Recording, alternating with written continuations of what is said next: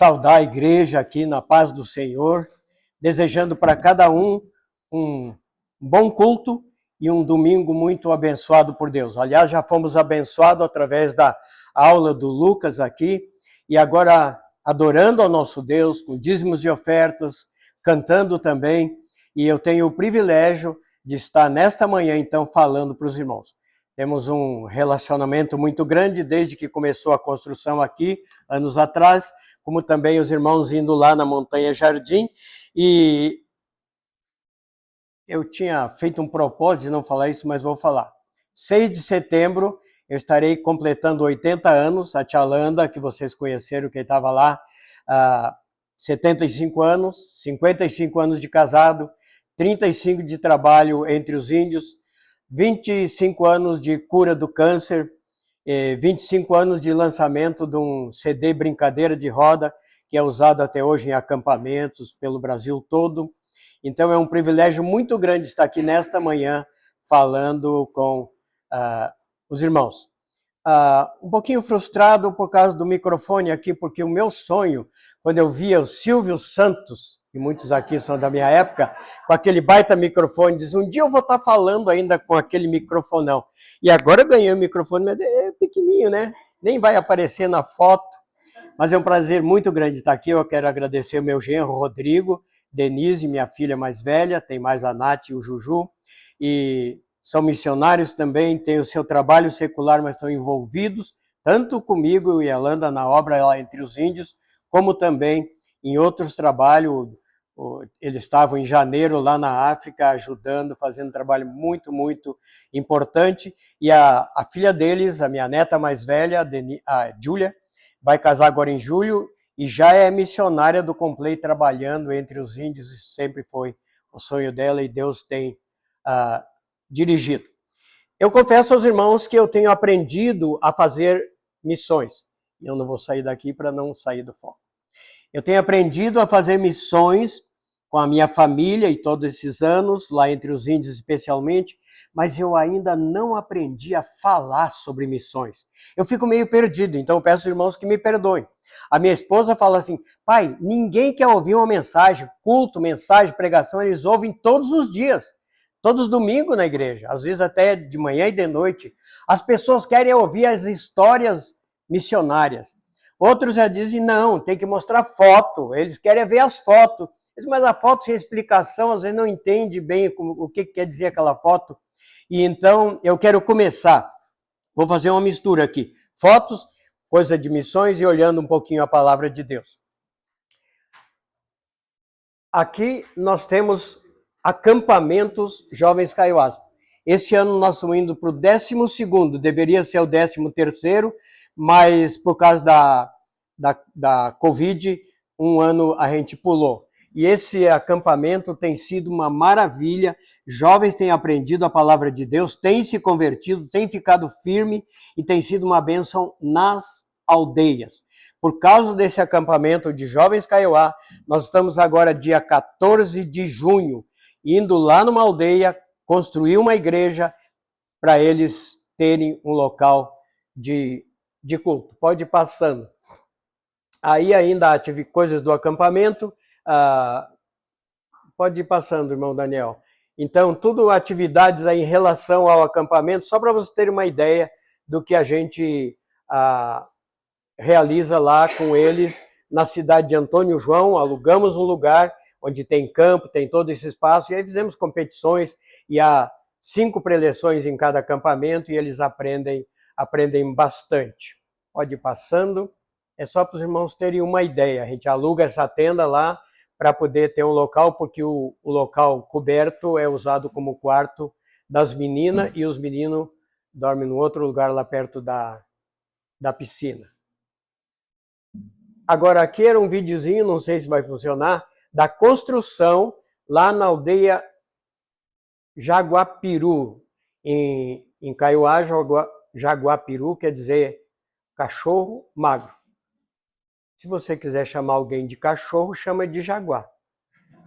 Se quiser dizer alguém que está ficando magro, fala, você está ficando bem peru, que é magro. É só para terem uma ideia de que a gente começa do zero e levanta as paredes, põe telhado e põe contrapiso e vai fazendo. E no final da semana a gente já inaugura e temos feito as igrejas menores em uma semana. Essa aqui é a igreja que construímos o ano passado, começando em agosto e entregando para os irmãos 10 de dezembro. E aqui passamos lá no sábado passado, meu outro genro estava pregando aí. Pregue a palavra, temos usado para treinar os pastores e obreiros nas aldeias, que alguns nem seminário conseguiram fazer e já têm a responsabilidade de dirigir uma igreja. Então nós levamos para eles o Pregue a Palavra, em parceria com a nossa igreja, com a PIBA, para eles aprenderem a pregar expositivamente. Não adianta a gente reunir o pessoal lá, falar de Jesus, construir um local de culto, uma dita igreja, e quando alguém chega lá na frente e começar a pregar coisas que não é exatamente o que está na Bíblia. E então por isso usamos o Pregue a Palavra. Isso aí é foto de alguns lugares, fizemos aqui da UANA, Água Azul, e tem sido uma grande bênção. Agora eu queria que vocês tivessem com a sua Bíblia na mão, apesar de que eu não tenho aquela enorme Bíblia aqui, mesmo uma Bíblia grande, com letra grande, eu já não estou conseguindo mais ler, mesmo com óculos, então eu estou usando no telefone e no celular. E aí eu sugiro, as pessoas de mais idade, próximo a mim, façam isso. Pede para algum parente lá colocar a Bíblia online no seu celular e você pode ler e pode até ouvir quando não consegue ler. Eu, às vezes, lá da montanha até a cidade, ida e volta, chego a ouvir 8, 9 livros da Bíblia, os menores especialmente, ouvindo através do celular. Então, isso é uma... Se alguém falar assim, não tenho tempo de ler a Bíblia, estudar a Bíblia, eu não enxergo direito, não é mais desculpa. Hoje você pode vir no celular e você pode aprender bastante com isso. Então, por favor, enquanto pode abrir, nós vamos dar uma olhadinha em Joel, capítulo 2, versículo 36, é o último versículo, só a parte A do versículo. E depois nós vamos olhar também Atos 2, 21 e Romanos 10, 13 especialmente, e depois a gente fala um pouquinho do final. Eu quero dizer que nós já estamos muito atrasados em relação ao evangelismo e à pregação do evangelho e trabalho missionário no meio dos índios. Sabem por quê? Porque tudo que não presta já chegou lá. O alcoolismo, a droga, o adultério, a mentira, o roubo, o assassinato, as brigas. E além de outras coisas que podia enumerar aqui, o evangelho falsificado. Lembra que o apóstolo Paulo falou, se alguém pregar um outro evangelho, que não é o da graça, que era o que ele pregava, mesmo que seja um anjo do céu, seja amaldiçoado, seja anátema. Porque não existe outro evangelho, a não ser o evangelho da graça de Deus, concretizada e firmado na cruz de Cristo. Esse evangelho tem que ser pregado. Mas o evangelho misturado com uma série de coisas, com superstição e até com macumba, tem chegado nas aldeias. Tem chegado muito rápido lá nas aldeias. Mas, infelizmente, só atrapalha e afasta as pessoas do interesse pela Bíblia, pela palavra de Deus e pela mensagem do verdadeiro evangelho que transforma a vida e dá salvação eterna. Que é o evangelho mais simples. É a coisa mais simples, irmão.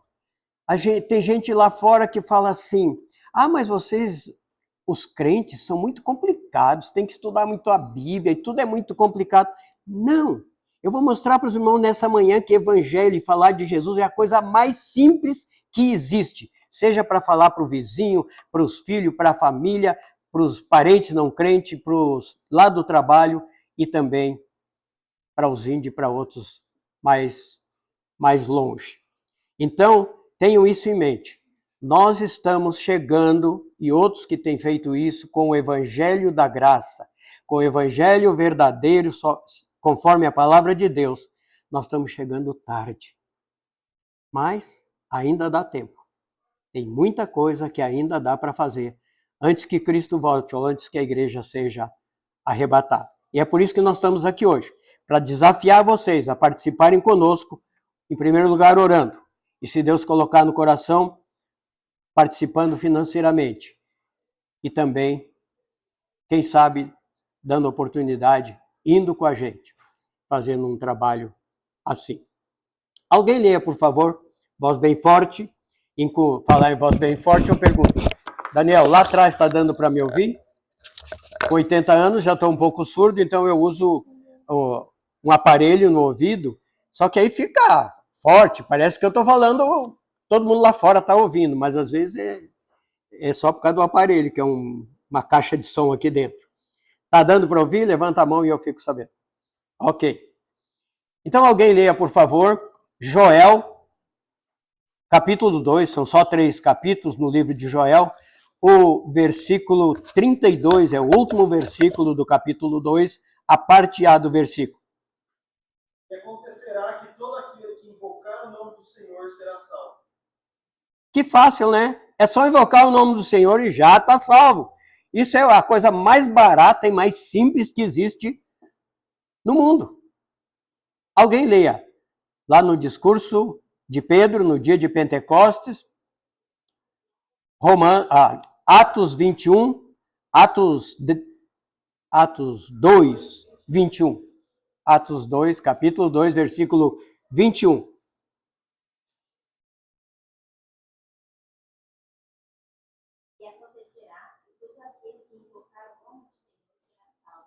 Está errado, isso é Joel, tá certo. A mesma coisa, as mesmas palavras, não muda uma palavra. Vamos olhar Romanos, o que Paulo escreveu para a igreja lá em Roma, Romanos capítulo 10, versículo 13.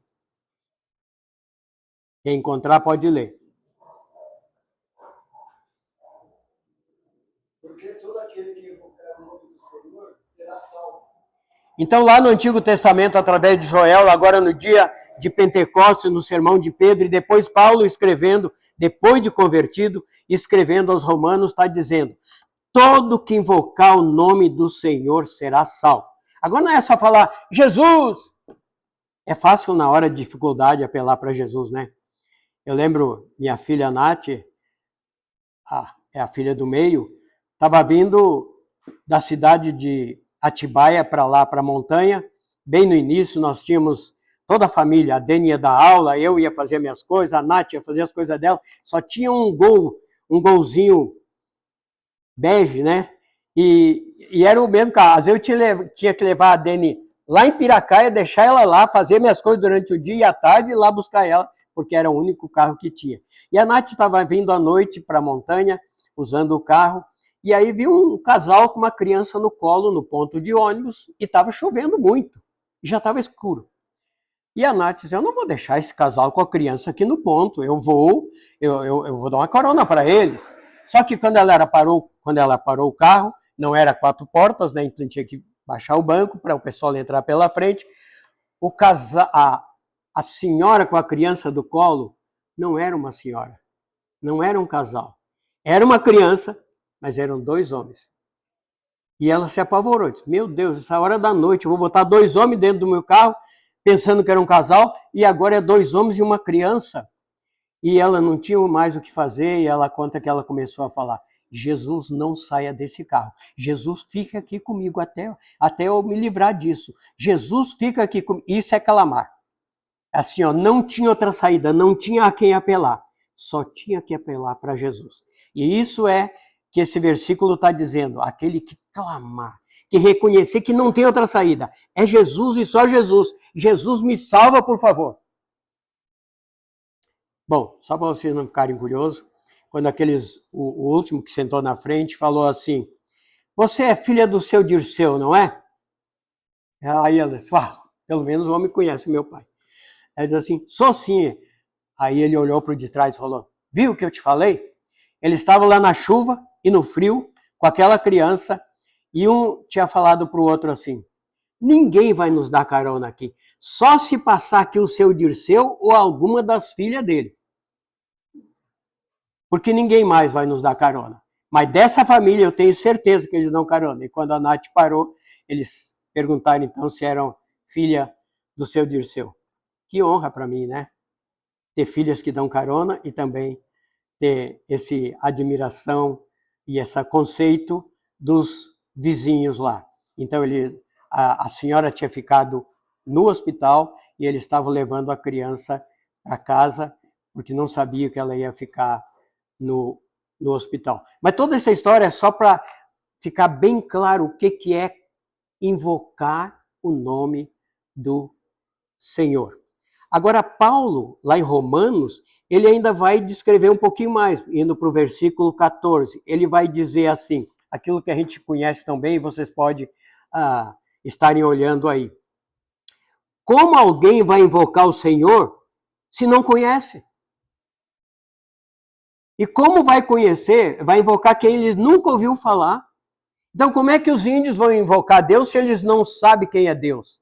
Eles sabem que existe um ser superior e tal, mas eles não entendem nada. E especialmente sobre Jesus Cristo, eles não sabem. E como eles vão ouvir se ninguém vai lá pregar? E como alguém vai lá pregar se não for enviado? Agora aqui, o enviado não é como Lucas já nos mostrou lá no livro de Marcos. Vai, ide pregar o evangelho. Em Mateus 18, 19, Mateus 28, 18, 19 e 20, ide por todo mundo e pregar o evangelho. Então nós já fomos enviados.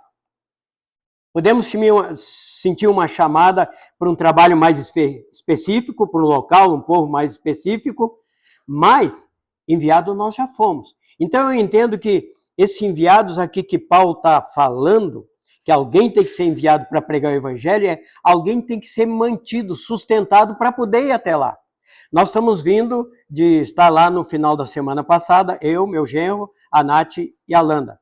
Nós fomos lá olhar o local onde vai ser a igreja construída 14 de junho. Nós fomos lá dar um curso. Na segunda-feira demos um curso para 16 jovens que estão treinando para ser líderes lá no trabalho das igrejas, das aldeias da região. E também o Jeff pregou no culto de jovens da igreja lá perto de Dourados, na aldeia Jaguapiru. Tem tanto nome que eu fico trocando às vezes. Então, essa ida nossa lá e mais o local para poder fazer o curso, tirar eles da aldeia, que se fizer o curso lá na aldeia, eles acabam perdendo muito, porque alguém chegou na minha casa, eu tenho que ir lá, ou vai para almoçar e não volta, então a gente aluga o local para poder dar o curso. Tudo isso, irmãos, custou R$4.500. Essa viagem, pedágios, que é muitos pedágios, são ida e volta, 36 pedágios, e combustível, e comida na estrada, tudo está muito caro. Então, irmãos, a gente tem que ter algum lugar. Nós nos consideramos, como família Jardim, missionários fazedor de tendas. Por quê? Nós fizemos coisa lá na montanha, nós fizemos feira bazar, nós fizemos alimentação, fizemos várias coisas para levantar o dinheiro para sustentar esse trabalho lá nos índios, construção e tudo mais. Graças a Deus que ele tem levantado pessoas que nos ajudam e aí o trabalho pode ser feito. Mas isso que Paulo fala de alguém ser enviado é alguém ser sustentado para poder chegar a esses locais e fazer o trabalho. Essa igreja que vamos construir, do nada, porque é só o terreno que tem lá, e a previsão é R$40.000. Graças a Deus já temos 20 mil e temos 40 dias pela frente para levantar mais 20 mil. É só 500 por dia, né? Tá fácil, barato. Só para os irmãos terem uma ideia de como o trabalho vai. E com relação ao trabalho, então nós queremos ir lá e pregar o evangelho. Nós temos uma estratégia, eu já aprendi o segredo dos índios. Aqui na cidade, pode ser que até hoje, mesmo a igreja aqui localizada, vocês não conseguem trazer pessoas para dentro da igreja. E lá eu consigo reunir uma aldeia inteira, mesmo que nunca ouviu o evangelho. Eu chego lá na aldeia no dia marcado para inaugurar a igreja ou para fazer alguma coisa, toda a aldeia está lá. Sabe por quê? Eu descobri que índio adora bolo. Se tiver bolo, os índios vão. Então é fácil, é só tem que ter dinheiro e tempo para fazer o bolo. e um bolo bem grande. Então, numa aldeia onde não tinha nada, a aldeia Taquara, 4 anos atrás. Não, 3 anos atrás. O missionário querendo fazer um trabalho com as crianças lá, mas não tinha local, começaram embaixo de uma árvore, depois foram para baixo da varanda da casa da cacique, e aí começou a fazer o trabalho lá. E um dia me falou, estamos orando, mas a igreja que nos sustenta aqui, eles iam mandar um dinheiro para a gente construir um telhadinho para reunir embaixo, mas a igreja resolveu fazer uma piscina que já servia de batistério, aí não tinha dinheiro.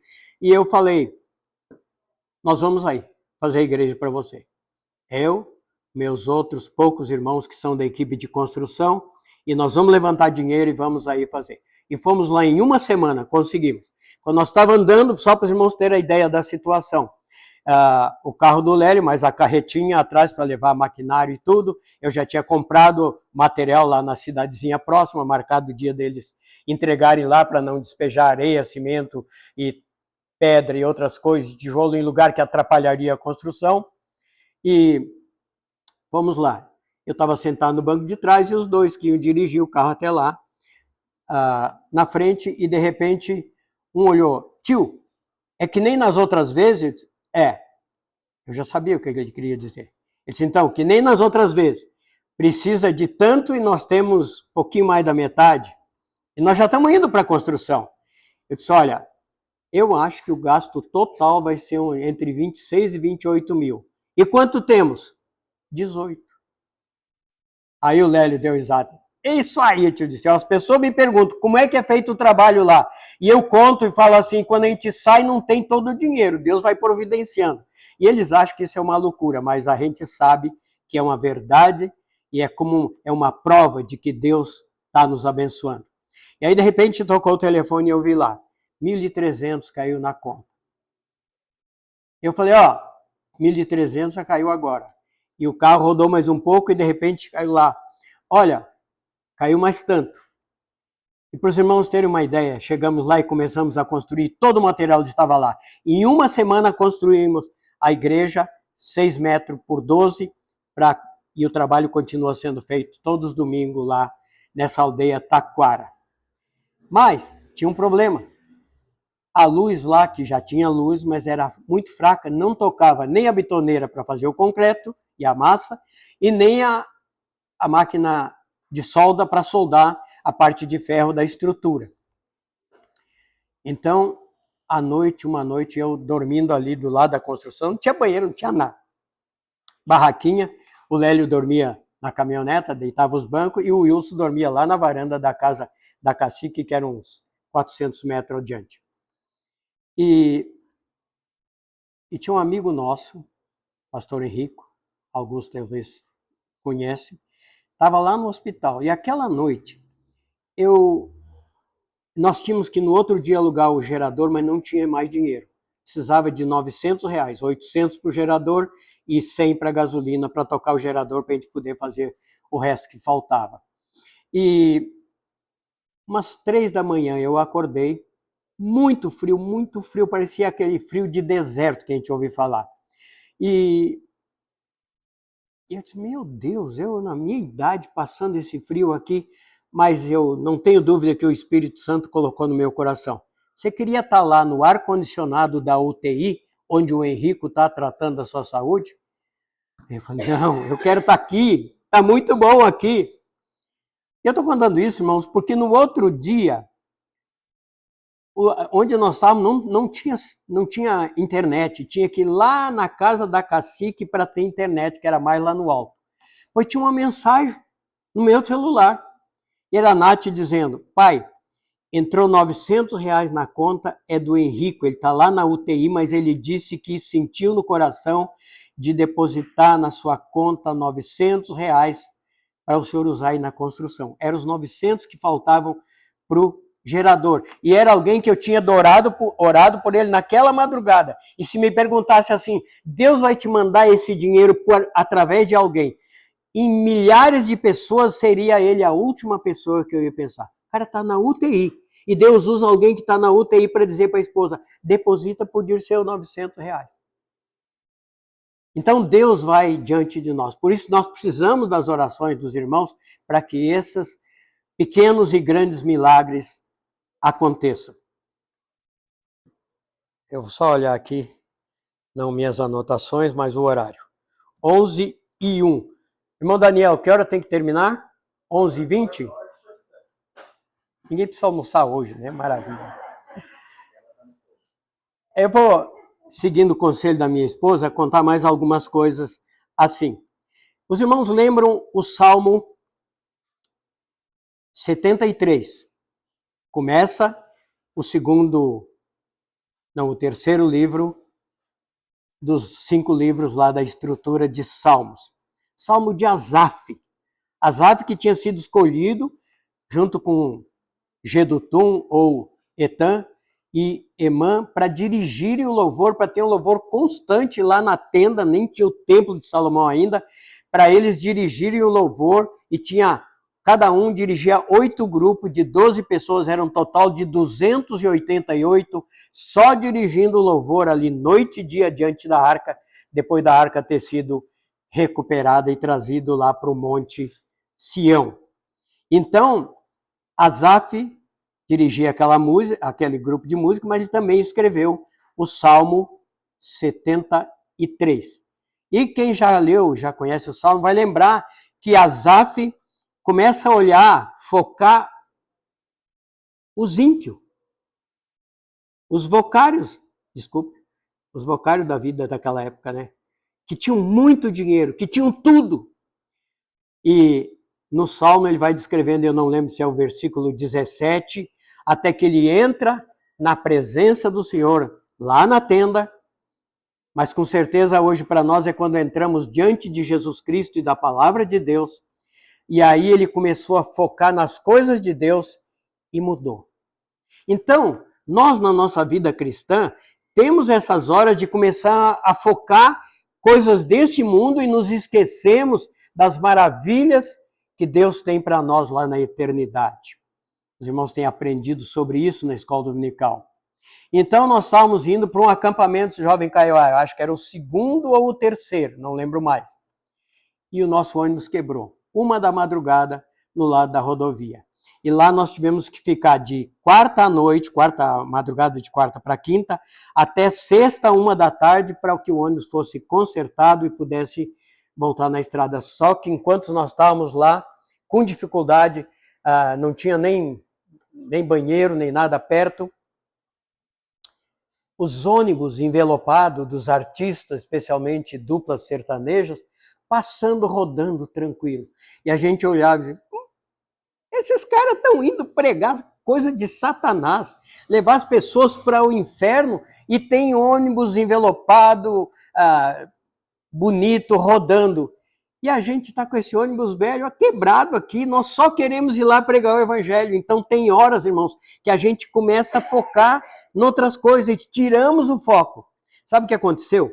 1 da tarde, aquele ônibus estava pronto. A Kelly, que trabalhava, que era parte da equipe, eu falei, Kelly, porque o velocímetro do ônibus não estava funcionando, então não sabia se estava 100 por hora ou 70, quanto que era, e não sabia quantos quilômetros tinha até chegar lá, era muito quilômetro pela frente. Então eu falei, Kelly, você pega o cronômetro, pega o telefone, e eu vou dizer, agora você começa a marcar, e quando eu disser para, você para, e você me diz quantos minutos. Então, enquanto isso, quando passava num quilômetro, conta redonda, como por exemplo, quilômetro 100, assim, agora. E aí depois, quando chegava no 110, eu falava, agora. E ela falava, tantos minutos. Então, já fazia a conta na hora, estamos andando a 80 por hora, e nós podemos andar um pouquinho mais. Porque nesse 80 por hora, nós vamos chegar lá amanhã, 8 horas da manhã. Nós temos que chegar no máximo 3 horas da manhã. E assim fomos fazendo conta, e quando o ônibus parava, a gente dizia assim, 12 minutos nessa parada, porque na próxima é só 10. Usar banheiro, fazer lanche, enquanto eu abastecia, e ir embora de novo para a estrada. Só para os irmãos terem uma ideia da correria toda. Mas chegando lá, tínhamos só um dia. Aquilo que íamos fazer em 3 dias, fizemos em um dia. As mensagens que eu tinha preparado, no Data Show, por isso tinha os títulos e tudo mais lá. 5 palestras, tivemos que fazer em 2 naquele dia. Sábado de manhã uma palestra, sábado à noite outra palestra. E o resultado foi 16 jovens vindo à frente e dizendo: eu quero Jesus no meu coração. Eu preciso de Jesus. Eu estou invocando Jesus porque eu quero ser salvo. E assim, em cada acampamento foi acontecendo. Tanto dificuldade quanto colheita de pessoas se rendendo aos pés de Cristo. Estamos indo lá, se Deus quiser, e contamos com as orações de vocês, 14 de junho, eu não convido ninguém para nos ajudar, porque a equipe já está grande, e lá não tem nada, não tem banheiro, não tem nada, vamos ter banheiro a partir de quarta ou quinta, quando a obra já estiver, e vamos ter que começar pelos banheiros. Mas, em outras vezes, a gente vai estar aberto para quem quiser ir com a gente também. Mas eu peço que os irmãos orem, porque aquela igreja vai ser construída lá a parte de culto e vamos continuar com o discipulado dos jovens lá, jovens que têm se convertido nesse acampamento, jovens Kaiowás. Como que aconteceu? No meio da pandemia, a cacique daquela aldeia, depois alguém pergunta assim, mas já tem cacique nas aldeias? Agora tem. Depois que Dilma foi presidenta do Brasil, aí eles criaram coragem de botar as mulheres como cacique também. A gente fala cacica, mas na verdade ela é uma cacique senhora. A cacique nos chamou lá, mesmo sem ser crente. E eu e a Elanda estava passando por lá com o carro pequeno, entramos na aldeia e ficamos lá. Não gastamos mais de 1 hora. E ela pedindo socorro pelo seguinte, aqui na aldeia, seu Dirceu, nós temos 96 jovens, naquela época, hoje tem mais, 96 jovens de 18 anos até casar. Todos viciados em droga e alcoolismo. E nós reunimos a liderança da aldeia e chegamos a uma conclusão. 2, na verdade. A primeira, daqui a 5 anos não vai existir mais uma aldeia, vai existir um manicômio. Porque os adolescentes e crianças estão seguindo o exemplo dos jovens. E aí chegamos à conclusão, só Deus para mudar isso. E aí nós sabemos, temos ouvido do trabalho que vocês fazem nas outras aldeias, especialmente lá na Campestre, e nós queríamos ver se o senhor nos ajuda. Eu disse, olha, eu não tenho condições, eu posso desafiar missões, desafiar os jovens da nossa igreja para virem aqui fazer um trabalho, começar com acampamento, sei lá, fazer aqui na aldeia. Eu não tenho condições de fazer isso, mas nós vamos ter um acampamento lá em Antônio João, era esse acampamento, Jovem Kaiowá, e disse, eu posso abrir para 15 jovens daqui, eu só não posso vir buscar porque a gente já chega cansado e já começa o acampamento. Vocês têm que providenciar uma condução para eles chegarem até lá, mas 15 jovens têm participação sem pagar nada. Comida, tudo, vão participar de tudo lá, sem ter nada de despesa. E aí, o inimigo que não quer que isso aconteça, no dia, o ônibus que eles conseguiram para levar esses 15 jovens até a aldeia, o ônibus quebrou e não pôde levar os jovens. Mas 2 jovens pegaram uma moto e foram. E chegaram lá e participaram do acampamento. E um deles se converteu. E no ano seguinte, ele levou mais 6 jovens e adolescentes. E desses 6, 5 se converteram. Então agora já tínhamos 6 convertidos na aldeia. E depois, no outro ano, mais pessoas foram. E no ano, não no passado agora, no ano retrasado, no culto da fogueira não era a hora da mensagem. Eu já tinha feito a última palestra, nós tínhamos lançado o desafio. Uma coisa que eu cito bem para eles é o seguinte, nós temos uma conta lá no céu que nós não podemos entrar lá por causa do nosso pecado. E nós temos uma dívida lá no inferno que nós temos que ir para lá, cada criatura humana, por causa do nosso pecado. O preço, o salário do pecado é a morte e morte eterna. Mas quando Jesus morreu naquela cruz, ele pagou a nossa dívida eterna diante de Deus. E por isso nós podemos ir até lá, porque ele, como o Lucas já falou hoje de manhã, não tinha pecado. Ele também pagou a nossa dívida lá no inferno. As pessoas que hoje estão indo para o inferno é porque eles querem ir ou por negligência nossa que não falamos de Jesus para eles. Mas vocês não precisam. Agora tem outra verdade. Eu não entro. Pode ser um barraquinho com lona plástica e algumas folhas de palmeira e coqueiro em cima. E alguns literalmente ainda moram em lugares assim. Eu não entro lá se não for convidado. Agora, Jesus Cristo é muito mais justo do que eu e um cavalheiro. E você acha que Jesus Cristo vai entrar no seu coração sem você convidar? Tem gente que acha que sim, mas eu acho que não.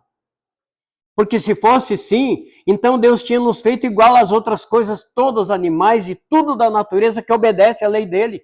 Deus podia ter nos feito sem essa opção de que nós podemos escolher, que nós podemos invocar Jesus Cristo. Não era muito mais legal? Fazer pessoas que não são sujeitas ao pecado e que vão glorificar Deus a vida toda. Mas Deus nos fez com liberdade. Olhamos lá no início de Gênesis. Deus deu a liberdade. Ele não disse assim, ó, é assim, é assado e tem que ser assim, e se for diferente. Ele disse, ó, se você fizer isso, a consequência é essa. Se você fizer aquilo, a consequência é essa. O evangelho é a mesma coisa. Você escolhe o que você quer. Não nos chama a atenção que Adão e Eva, segundo a narrativa bíblica, eles podiam ter comido primeiro a árvore da vida, do fruto da árvore da vida.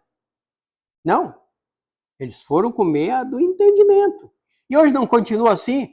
As pessoas investem tudo. Tem gente que está hoje de manhã em casa estudando para a faculdade, para passar na faculdade, porque quer ter uma profissão, uma coisa na vida. Crentes estão fazendo isso. Não, eu já sei tudo da Bíblia e tal. O que eu estou dizendo com isso não é para o irmão se sentir, o dia que está em casa estudando, se sentir que está em falta. Mas o que eu quero dizer é que está no nosso DNA. Nós queremos mais conhecimento do que caráter, do que a vontade de Deus, do que estar em paz com Deus. Na nossa família, nossos filhos, nós investimos muito mais em conhecimento do que em caráter. E por isso que às vezes temos tantas dificuldades, pessoas têm até na própria família. O meu conselho é, invista em caráter. Nos pequenos, e nos jovens, e nos adultos também. Porque é isso que nós precisamos, diante de Deus. Então lá, no acampamento Jovem Kaiowá de 3 anos atrás, ou de 2 anos atrás foi o do ano passado, a gente sempre no final faz um convite. E o ano passado eu fui com a ideia de reunir esses jovens que estivessem lá da aldeia Piraquá, onde não tem uma igreja séria. Tem algumas igrejas lá que falam que eu sou do diabo porque eu prego sem gravata, e eles acham que tem que pregar de gravata.